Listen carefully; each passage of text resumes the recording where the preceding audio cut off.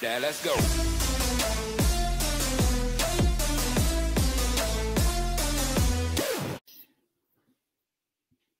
Élise, bonjour et merci d'avoir accepté de partager ce moment avec moi sur le thème du yoga dans ce congrès sur le thème de la gestion du stress et des émotions. Dans un premier temps, si tu veux bien, je peux te laisser te présenter avant qu'on parle de ta spécialité. Avec plaisir. Merci pour cette belle invitation. Donc, je m'appelle Élise Pieters. Je suis professeure de yoga et fondatrice d'Inspire avec mon conjoint Leonardo Pelagotti. On organise notamment des stages et retraites autour du yoga, mais aussi de la méthode Wim Hof. Et donc, aujourd'hui, j'accompagne les personnes au travers du yoga, de la respiration et d'autres techniques aussi. Eh ben, super. Et du coup, justement, alors parler du yoga, pour moi, c'est hyper important. On ne peut pas me parler de gestion du stress et des émotions sans parler de yoga. Beaucoup, je pense, savent ou pensent savoir ce qu'est exactement le yoga. Donc moi, je trouve que c'est important de revenir aux sources et de bien leur définir, d'en parler, comment bien le pratiquer. Et du coup, ce moment d'échange va être là, pour ça. Et également, tu nous as préparé une petite surprise avec une pratique à la fin, d'une petite trentaine de minutes, hein. Donc celles et ceux Oui. qui voudront, se relaxer pourront en deuxième partie de cette vidéo. Et donc dans un premier temps, eh bien, il y a, j'ai l'impression, plusieurs philosophies, plusieurs, si je puis dire, techniques de yoga. Bon, moi, je connais le hatha yoga, mais je sais que tu en fais un autre aussi. Est-ce que tu peux peut-être nous parler de ces généralités, ces différences peut-être? Oui, je pense en effet, c'est très important de resituer qu'est-ce que le yoga. Le yoga, avant tout, ça veut dire union. Union entre le corps et le mental, le corps et l'esprit. Donc ça, c'est vraiment la définition même du yoga.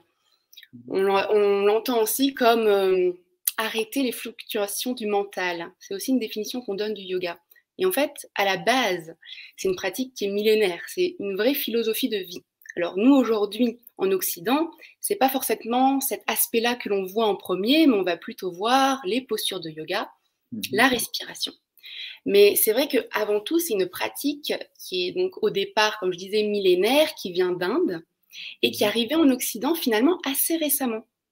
D'abord aux États-Unis, puis en Europe. Et donc, finalement, c'est depuis la fin des années 80-90 on a commencé à avoir beaucoup plus de cours de yoga et aussi de recherches scientifiques autour des bienfaits du yoga. Donc, une philosophie de vie pratiquée depuis des millénaires. Et aujourd'hui, nous, occidentaux, comment on va la mettre en pratique? C'est souvent des cours hebdomadaires où on va apprendre certaines postures que l'on appelle des asanas en lien avec la respiration. Donc aujourd'hui, on parle par exemple du Hatha Yoga, du Vinyasa Yoga, du Power Yoga. Il y a eu vraiment toutes des dérives du yoga avec finalement un objectif qui est toujours le même, c'est de retrouver cette union, apprendre à mieux se connaître, à retrouver le centre et le calme. Donc soit avec du yoga où on va tenir les postures plus longtemps, en lien toujours avec la respiration comme le Hatha Yoga. Moi, je suis professeure de Vinyasa, donc c'est du yoga plus dynamique. Donc l'idée, c'est avec les mêmes postures, mais on enchaîne de manière plus dynamique. Donc on se renforce un petit peu plus, on va dire. On utilise un peu plus le cardio aussi. Parce que certaines personnes, mine de rien, c'est plus challengeant de tenir des postures longtemps parce qu'on a le mental qui travaille un peu trop. On est en train de penser à ce qu'on doit faire après. Donc de tenir des postures, parfois, finalement, c'est un peu plus challengeant pour la personne. Donc si on fait des postures un peu plus enchaînées, on n'a pas le temps de penser à autre chose. Donc finalement, on peut amener une forme de relaxation aussi. Et pour nous, occidentaux, je pense que c'est très adapté parce qu'on est dans un monde où tout va très vite. Il y a beaucoup de distractions. Donc voilà, il y a des yogas, on va dire, qui sont adaptés aujourd'hui à notre mode de vie, en fait. C'est plutôt ça.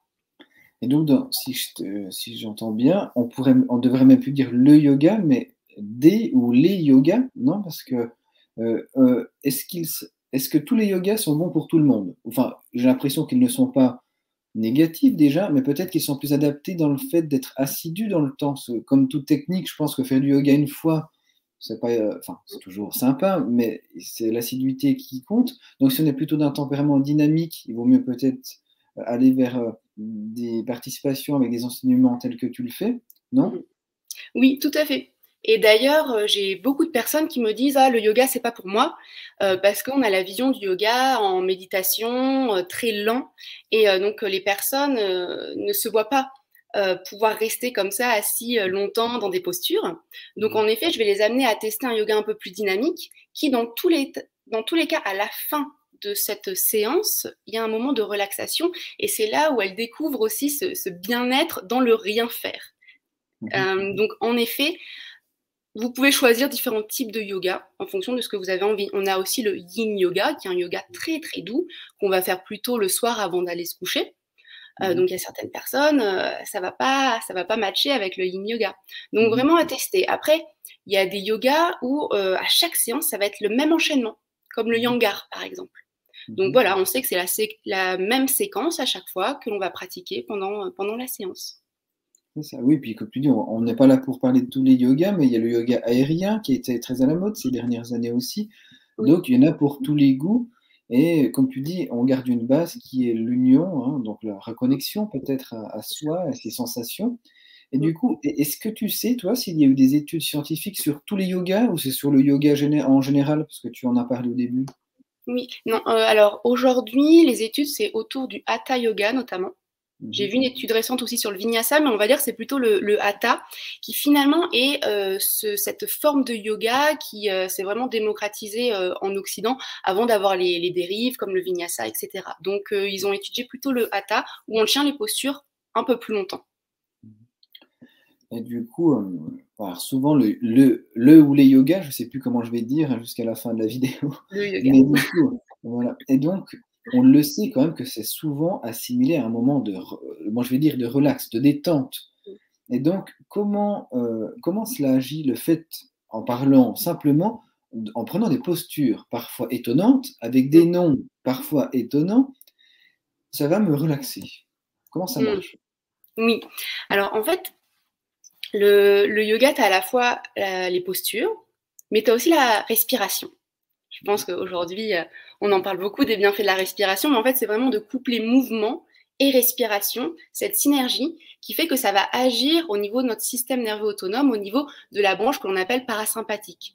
Tout ce qui est vraiment relaxation, détente. Voilà, pour faire simple, au niveau de notre système nerveux, on a le sympathique qui est tout ce qui est activation et parasympathique, relaxation, digestion, régénération. On a tendance aujourd'hui à être un peu trop dans le sympathique, on va dire, un peu trop activé, un peu trop stressé. Donc de pratiquer le yoga, ça va nous ramener vers cette branche plus de relaxation parce qu'on va prendre le temps dans ces postures de pouvoir respirer calmement. Donc en fait, c'est vraiment cette synergie respiration et posture. Et après, en fonction de ce que tu souhaites travailler, par exemple, tu vas prendre une posture d'ouverture avec les bras plutôt vers le ciel, bien ancrés dans le sol, et ben ça va t'amener vers de la confiance. Donc pour toutes les personnes qui sont un peu anxieuses, manquent de confiance en elles, de pouvoir pratiquer des postures d'ouverture, ça va les amener vers un état justement de mise en confiance. Par exemple, des postures un peu plus fermées, un peu plus repliées sur soi, là on va amener vers un sentiment plus de sécurité. Donc c'est vraiment en fonction des états dans lesquels on se situe et sur quoi on a envie de travailler.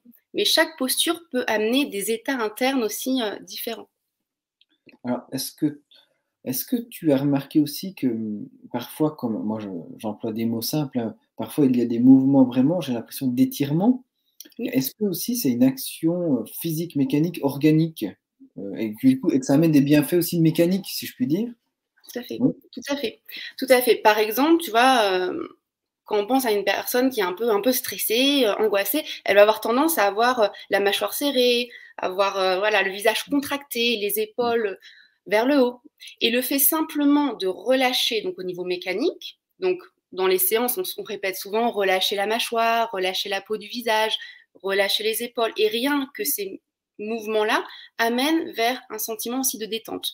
Donc oui, très mécanique et facile. Et souvent, on dit même d'avoir un sourire sur le visage, automatiquement, ça entraîne aussi plus de Mmh. relaxation, de, de bonheur. Et du coup, est-ce que le yoga, ça a comment? Ça aura un effet, général, holistique? Ou est-ce qu'on pourrait faire est-ce que toi, par exemple, tu pourrais avoir, envie de suivre ou de suivre quelqu'un qui a une émotion ou une problématique vraiment très personnelle et tu pourrais cibler une séance spécifique ou pas vraiment? Si tu peux vraiment adapter en fonction des personnes. Bon, c'est vrai qu'aujourd'hui, il y a beaucoup plus, et moi je fais pas mal de cours collectifs, mais Voilà. tu peux donner vraiment une thématique à chaque cours.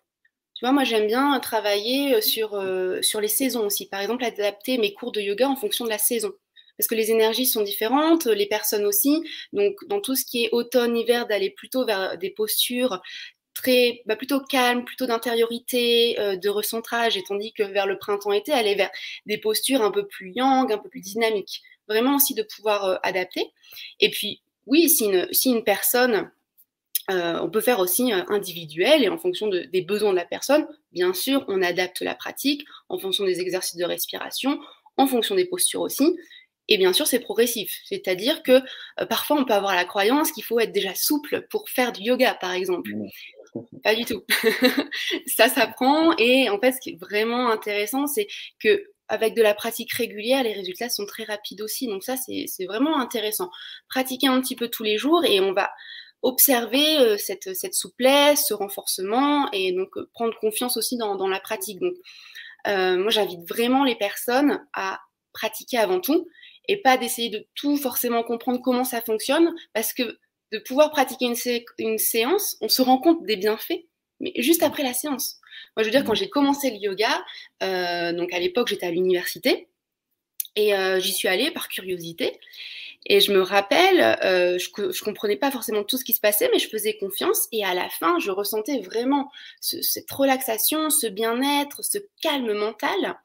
Et je me rappelle, un jour, je sors du cours de yoga, je marche, et là, il y a une personne dans la rue qui m'arrête. Elle me regarde, elle me dit, mais mademoiselle, qu'est-ce que vous avez fait? Vous avez l'air tellement détendue et heureuse.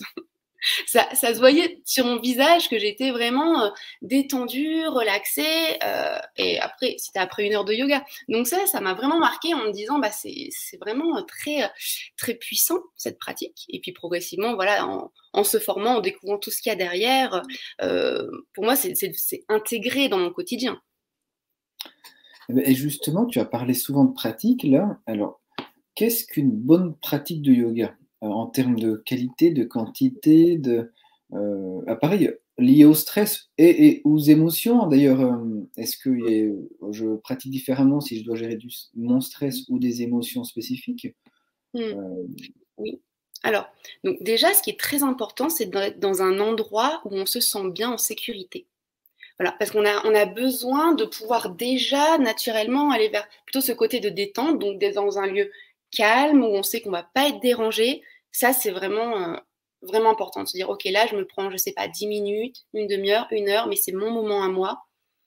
Je peux, enfin là, moi j'ai mon tapis, j'aime bien. Après, on peut ritualiser un peu les choses parce que comme ça donne l'information à notre corps que là, c'est notre moment pour nous. Donc voilà, moi par exemple, je mets un peu d'encens parce que les odeurs, ça m'aide aussi à me détendre, par exemple. Donc chacun peut trouver ce qui lui correspond. Et puis de pratiquer aussi à estomac léger, c'est plus facile, mmh clairement. On va pas pratiquer juste après avoir mangé la pratique du yoga, Mmh. ça c'est sûr. Et puis de pouvoir aussi donner une intention à la pratique. Donc par exemple, si je me sens stressée, donc c'est aussi cette capacité à s'observer.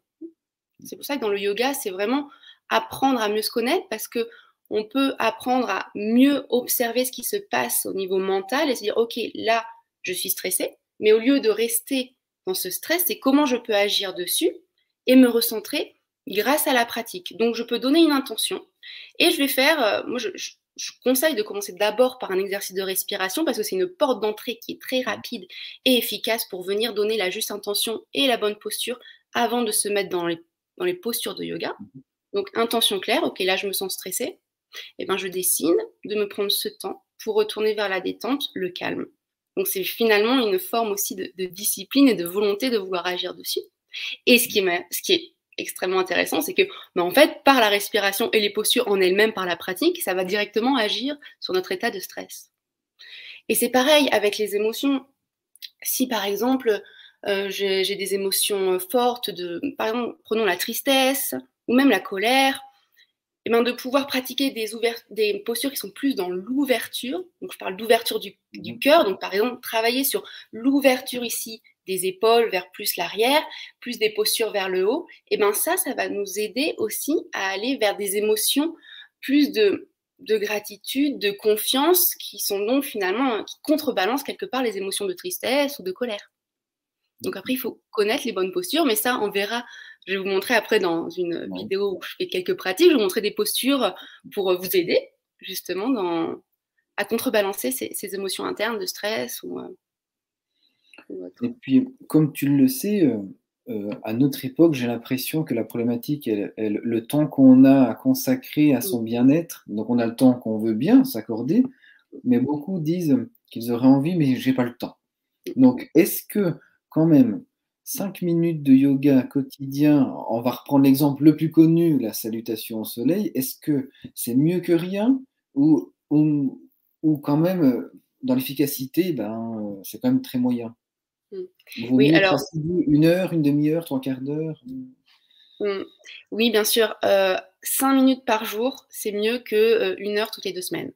Voilà, donc clairement, moi, je recommande, ça peut être une salutation tous les matins, et ça sera en effet mieux que ensuite d'aller se faire 2 heures intensives de yoga, parce qu'en termes de blessures, etc., voilà, il faut aussi faire attention, et de pouvoir démarrer la journée. Donc, c'est vrai que moi, je recommande ça, et c'est ce que je fais également, c'est je me lève le matin, même si, en effet, je suis pressée par le temps, et ben, une salutation au soleil, ça prend quelques secondes. Donc voilà, on couple respiration et mouvement. En plus, on travaille le lien respiration-mouvement, la juste intention. Et donc, en effet, moi, je recommande vraiment voilà, trois salutations au soleil pour démarrer la journée. Et quand on a un peu plus le temps, on se fait une séance de 20 minutes, une demi-heure, et pourquoi pas 1 heure. Et après, de pouvoir pratiquer en groupe aussi, maintenant qu'on peut reprendre les cours en salle, et bien, ou même en extérieur, bien sûr, de pouvoir aussi être en contact avec les autres élèves, avec le professeur, la professeure, c'est aussi motivant, et ça donne envie des fois d'aller se dépasser un petit peu. Parce que il y a certaines postures, parfois on a vraiment besoin d'être accompagné pour savoir si on est dans le juste chemin aussi. Parce que j'en ai pas parlé, mais toutes les postures d'inversion, par exemple, donc d'avoir la tête à l'envers, ça a plein de bienfaits aussi sur la confiance en soi, mais aussi meilleure oxygénation au niveau du cerveau. Mais ça, c'est vrai qu'il faut être accompagné. Mais une fois qu'on maîtrise ce type de posture, elles sont vraiment très, très intéressantes aussi.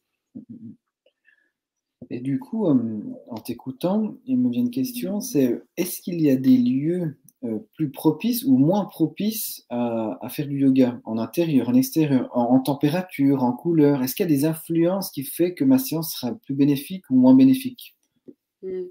Oui, forcément, je dirais toujours de pouvoir pratiquer en nature, c'est ce qu'il y a de mieux. De pouvoir être connecté directement à la nature, c'est magnifique pour pratiquer. Après, faut pas se limiter en se disant ok, j'ai pas l'environnement qu'il faut et donc je ne pratique pas. Le plus important, je dirais, c'est d'avoir un lieu où on va pas être dérangé. Voilà. Ça, c'est pour moi le plus important. Et après, ce qui est intéressant, c'est qu'on a limite, on n'a même pas besoin d'avoir à tapis. Une serviette, ça peut suffire. Donc, on n'a pas besoin d'avoir beaucoup d'espace et beaucoup de matériel. Donc, on peut vraiment pratiquer n'importe où. Donc ça aussi, c'est intéressant, même si on fait, par exemple, moi je sais quand je prends les transports, je suis dans le train, je fais des longues heures de train, et ben j'ai certaines postures assises que je peux faire. Voilà, donc c'est vraiment intéressant, c'est qu'on peut vraiment pratiquer presque partout, quand c'est en sécurité, bien sûr. Mais oui, l'optimal, ça reste de pouvoir avoir les pieds nus dans la terre, dans l'herbe, au bord de la mer, c'est incroyable aussi. Donc voilà, pratiquer en pleine nature, c'est ce qu'il y a de mieux. Mais tout à fait. Donc, tu as répondu à l'une de mes autres questions aussi, c'était est-ce que tu conseilles des tapis spécifiques, des choses? Donc là, tu as répondu. Hein. Donc, je conseille quand même d'avoir, si vous voulez vous mettre vraiment au yoga de manière régulière, investir dans un bon tapis, c'est quand même important. Voilà, au bout d'un moment, c'est vrai que ça change quand même de pouvoir avoir pas les mains qui glissent ou les pieds qui glissent. Pour l'équilibre, c'est quand même mieux. Mais voilà, mais après, on peut très bien pratiquer dehors sans tapis et puis avec une serviette pour démarrer aussi. Et puis, tu sais, il y a dans les professeurs de yoga, il y a les pros, et je ne vais pas dire les anti, mais qui préfèrent aucun son. Et toi, qu'est-ce que tu conseilles pour se centrer? Est-ce qu'il vaut mieux aucun son? Est-ce qu'il faut une petite voix qui nous fait notre programme, une musique? Ou est-ce que tu as un conseil, un avis, hein, là, très personnel, hein, parce que là, tout le monde ne sera pas d'accord avec ce que tu vas nous répondre. Alors, personnellement, j'aime beaucoup les sons, mais parce que ça, c'est, comme tu disais, un personnel. Moi, ça me détend et ça me procure des émotions très positives. En fait, j'ai découvert les mantras. Donc les mantras, en fait, c'est des successions de phrases, de chants, et la vibration du son. Personnellement, je sens toujours ce côté d'alignement, de centrage et de joie. Donc c'est quelque chose que forcément j'ai eu envie de partager. Donc je me suis formée au mantra et donc j'intègre ça dans certains de mes cours, notamment en fin de cours. Et c'est très intéressant parce que les gens, parfois, ils n'osent pas chanter. On est un peu bloqué sur cette forme d'expression. Est-ce que je peux pas? Et donc là, c'est vraiment laisser aussi un espace aux gens pour leur dire, bah, vous avez le droit, vous pouvez vous exprimer, vous avez juste à suivre, vous n'avez pas besoin d'être un chanteur expérimenté pour faire des sons. Et souvent, les gens sont agréablement surpris de voir l'impact des vibrations dans tout le corps et à quel point ça continue de détendre. Donc, moi, les sons, j'adore. J'utilise aussi un tambour qu'on voit derrière, là, ou un bol tibétain aussi. J'aime travailler aussi avec les odeurs. Pendant les pratiques, on a l'essence aussi un peu plus développée et donc d'utiliser l'encens, ça continue à aider dans cette forme de relaxation. Après, il y a des professeurs qui préfèrent le silence, mais j'ai remarqué que la majorité des gens ne sont pas à l'aise avec le silence parce que c'est une forme de vide et de se dire ok, là je fais quoi, et ça peut finalement réactiver le mental qui panique. Donc je préfère continuer à accompagner avec la voix ou avec le son. Non, mais très bien. Et pour finir, enfin pour moi, est-ce qu'il y a des contre-indications au yoga, des pathologies particulières, et également dans la foulée, est-ce que tout âge, on peut pratiquer à tout âge? Voilà, homme, femme, à partir de quel âge, jusqu'à quel âge? Oui, alors au niveau des contre-indications, je dirais c'est plutôt donc les femmes enceintes, elles peuvent pas pratiquer certaines postures. Donc ça, il faut toujours bien prévenir son professeur si on démarre une grossesse. Voilà, il y a certaines postures qui sont clairement interdites, tout ce qui est torsion notamment. Et après, c'est vraiment une pratique progressive. Donc, je vais vous recommander. Alors aujourd'hui, je sais qu'en plus avec le confinement, etc., il y a eu beaucoup de choses en ligne, et c'est très bien parce que ça fait connaître aussi la pratique. Mais allez-y progressivement, ne forcez jamais. Parce que si on est chez soi et qu'il n'y a personne pour nous corriger, parfois on peut prendre de mauvaises habitudes aussi. Donc voilà, je dirais plutôt accessible à tous, mais prenez des cours débutants quand vous démarrez et partez pas sur des choses trop avancées.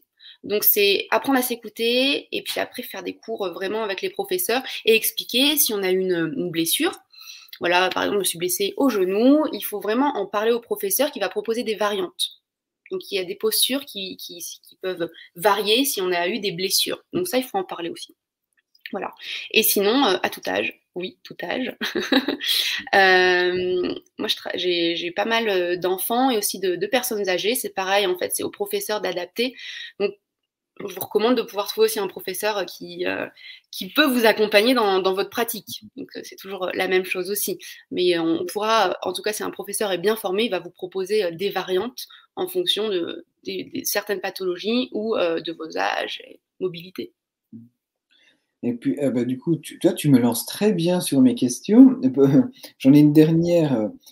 C'est comment on se forme au yoga? Comment on choisit sa formation? En combien de temps? Est-ce qu'il y a des niveaux différents, etc. Oui. Alors, en effet, donc aujourd'hui, pour se former au yoga, en fait, il y a beaucoup de formations qui existent aujourd'hui en France et partout dans le monde.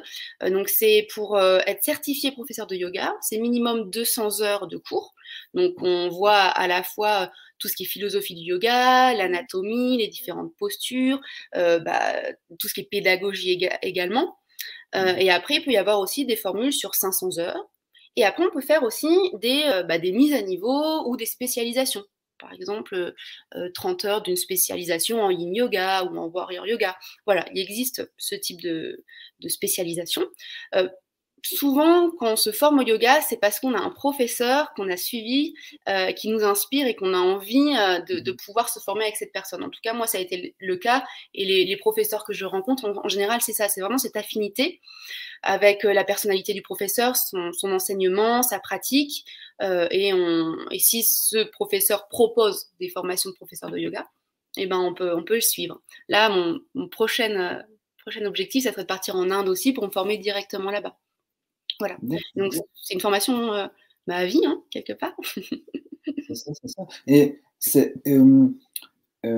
alors, comme toi, par exemple, tu pourrais former. Est-ce qu'il y a une législation spécifique? Demain, j'aurais envie que tu me formes parce que j'adore tes cours. Tu pourrais me former durant 200 heures ou il y a des écoles, des centres de formation que pour ça? Alors là, moi aujourd'hui, je ne pourrais pas. Après, voilà, aujourd'hui, le professeur de yoga, c'est pas reconnu par l'État.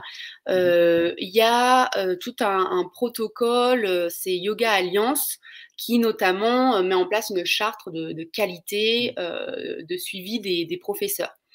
Voilà. Mais aujourd'hui, c'est vraiment de pouvoir suivre une démarche de transmission pour former d'autres professeurs, c'est quand même, il faut avoir beaucoup d'expérience, je dirais, et pas s'improviser. Donc, après, en détail, je ne connais pas exactement la démarche pour ensuite former des professeurs de yoga, mais je m'y intéresserai un jour, certainement. Après que tu sois allé en Inde, après, ce sera peut-être un autre objectif. Hein. Eh ben, écoute, merci Élise. Est-ce que tu as d'autres choses dont on serait passé à côté, que tu voudrais nous soumettre pour vraiment ne pas se tromper dans sa pratique du yoga ou dans l'impact que cela a sur notre système nerveux? Oui, alors moi je pense que ce qui peut être intéressant, c'est quand même de se rappeler, on en a parlé au début, hein, mais c'est ce côté que dans le yoga, ce n'est pas juste les postures, même si c'est beaucoup ce que l'on voit, mais que la respiration est très très importante. Et on n'a pas parlé de méditation, mais ça fait également partie du yoga. Et donc, qu'en fait, toute cette maîtrise du corps par les postures et par la respiration amène vers cet état de concentration et méditation. Donc en fait, c'est une forme de chemin, se dire, ok, je maîtrise mieux mon corps, je maîtrise mieux mon mental. Pourquoi? Pour m'amener vers une stabilité mentale, stabilité émotionnelle, stabilité au niveau de mon stress, par justement un meilleur contrôle de ma concentration et du coup de cette forme de méditation. Voilà, donc je pense que ça peut être intéressant de se dire que c'est vraiment une continuité aussi, le yoga dans sa propre évolution personnelle. Et puis surtout de se mettre à pratiquer. Je pense que c'est ça le plus important et sans forcer. Eh bien justement, tu nous as préparé une petite pratique. Est-ce que tu as des consignes à donner le temps qu'on bascule dans la pratique pour celles et ceux qui voudront s'exercer là dans la foulée? Est-ce que vêtements amples, un petit tapis ou pas? Enfin, est-ce que tu as des consignes particulières? Oui, alors déjà, c'est un cours qui est accessible à tous. Donc, je vous invite à être habillé de manière confortable. Si vous avez un tapis, bah, prenez votre tapis, sinon une serviette. Et de vous prendre, ça sera 30 minutes de pratique. Donc, vous prendre 30 minutes pour vous dans un lieu où vous savez que vous n'allez pas être dérangé. Ben, écoute, super, merci à toi Élise. Et puis, tout le monde te retrouve dans 5 minutes. On vous laisse 5 minutes pour vous préparer. Et puis, Élise, je te laisse le relais pour terminer ce petit moment de partage. Je te remercie pour tes conseils, tes suggestions, tes informations. Et puis, je te dis à très vite. Oui, à très bientôt et merci pour tout. Merci Élise, à bientôt. Ciao. Ciao, ciao. Now let's go.